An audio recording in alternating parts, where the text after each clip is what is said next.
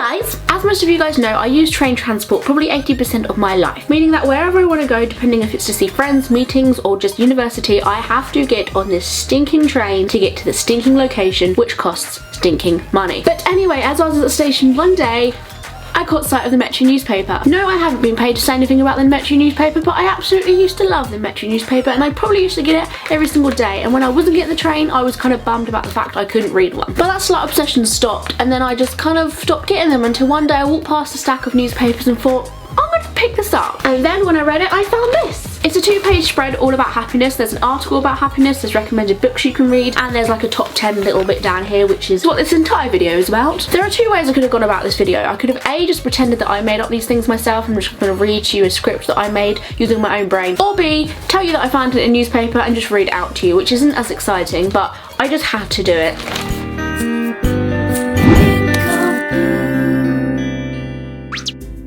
If you are already subscribed to me and this isn't the first or second video you've ever watched on my channel, then you might already know that I like to promote happiness and I like to talk about choosing happiness instead of, you know, just being a miserable shit. So the guy who's written pretty much the whole of the 2-page spread is called Andy Cope, and he's a happiness expert. I don't know what that means, but it basically means he's got a PhD in it and he can know what happiness is all about because he is the man of happiness. I should probably find him, stalk him, and love him. And he says happiness is common sense but not common practice. So the challenge is to do happy things until they become habits. And here's how. Top 10 ways to be happy. Number 1, do something nice for someone else. This can be something as simple as letting someone out in the traffic or buying flowers for your bus driver. Not gonna lie, when I first heard this one, I thought A, does it mean letting someone out in traffic as in pushing them in traffic and letting them be run over? And B, why would you buy your bus driver flowers? Because they are the most miserable people in the world.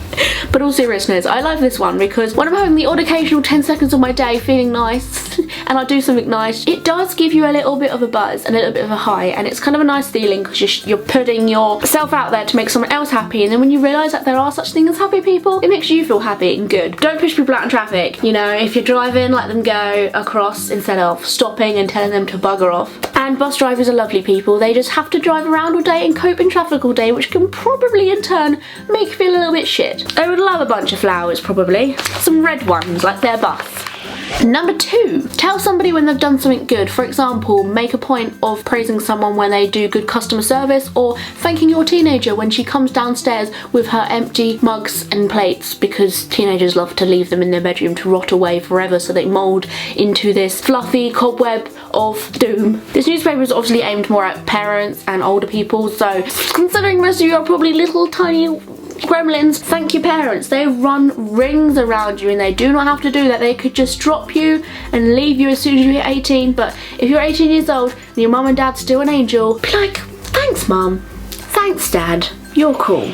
Question 3. Practice the 10/5 principle. This means smiling to anyone who becomes 10 foot away from you, or saying hi and making eye contact with anyone that comes 5 foot away from you. I can imagine this being pretty creepy, because imagine if you're on the bus or something and then someone's just like, hi. But I totally get where it's coming from, because if somebody does like accidentally come close to you, or like you have to like cross their path or something, and you say hi and then just walk off, like that's not creepy. And the smiling principle is something I do anyway, so I don't think I'd have to practice this. I can't physically look at someone's face who's literally 10 foot away from me and not smile. Do you understand how crazy that makes you look if you don't? And usually 9 times out of 10 you smile at someone and they smile back, so you're basically giving someone a free gift, which is a smile. Here, have my smile.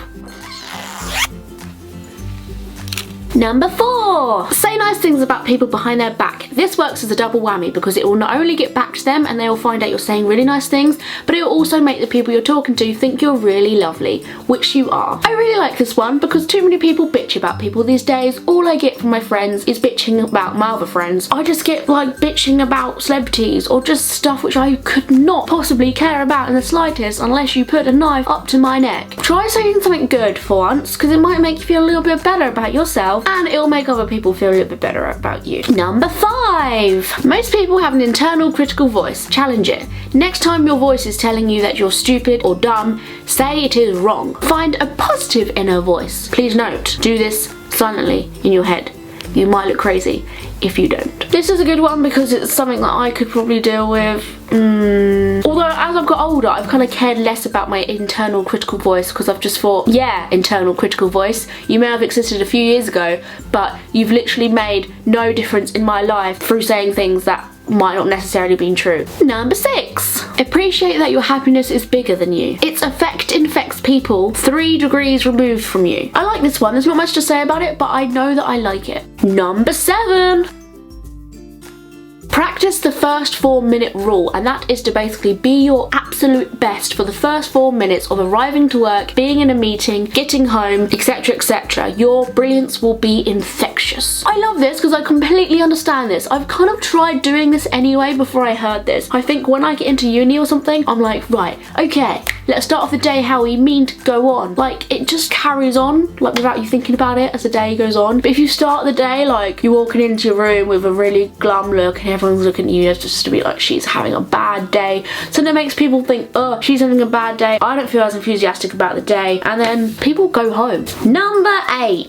Reframing situations. For example, a leaking gutter means you have a home. Paying tax means you have income. Your son spending tons of hours on the Xbox means he's not roaming the streets. If you guys know me well enough, you know that one of my mottos, one of my greatest, most favourite mottos, is that everything happens for a reason. And I know a lot of people don't agree with this, but this very thing is the reason why I believe in it, because you've got to see every situation better than it is. Your boyfriend's just broken up with you. You are one step closer to finding your true love. You've just been given so much homework to do over the weekend. You are going to be prepared and experienced for work when you enter it later on in life, because you know what it's like to have a workload. I think I do it naturally. I hear people moaning about stuff and just complaining, and they obviously want me to have an input in this conversation because they're just moaning at my face, practically waiting for me to give an answer of life. Let me admit, they don't usually do it. They just usually see me and go, ugh, and then just don't listen to what I just said. But what I'm trying to say to them is that things aren't always necessarily as bad as they seem if you look at them from a different angle. Such as a friend complaining to me because their boyfriend can't see them tonight like they planned to. So I say to her, this is a chance for you to go call up your girl mates and be like, let's have a girly night in and, you know, make the most of the situation of having a free house. But you know, they don't usually take that advice. Number 9. Be genuinely interested in other people. Ask loads of questions about them. In a bizarre twist of quantum psychology, people will find you insanely interesting. As somebody who listens better than they speak, which is hilarious because all I do is waffle crap to you like I am now, I do actually do this. I ask a lot of questions and I get a lot of answers. It makes me seem more like a person who's worth talking to, whereas if you speak to somebody and they literally just obliviate what you just said to them, why would you want to start a conversation like that again in the future with someone? Last but not least is number 10. Walk tall and put a smile on your face. Not an insane grin, just a little smile, otherwise people think you're mad. Your brain will automatically think you're happy and will make you feel a lot better. There is such thing as making you feel better if you smile because it releases hormones or some crap like that. Just try it, it doesn't matter what the science is. It will work.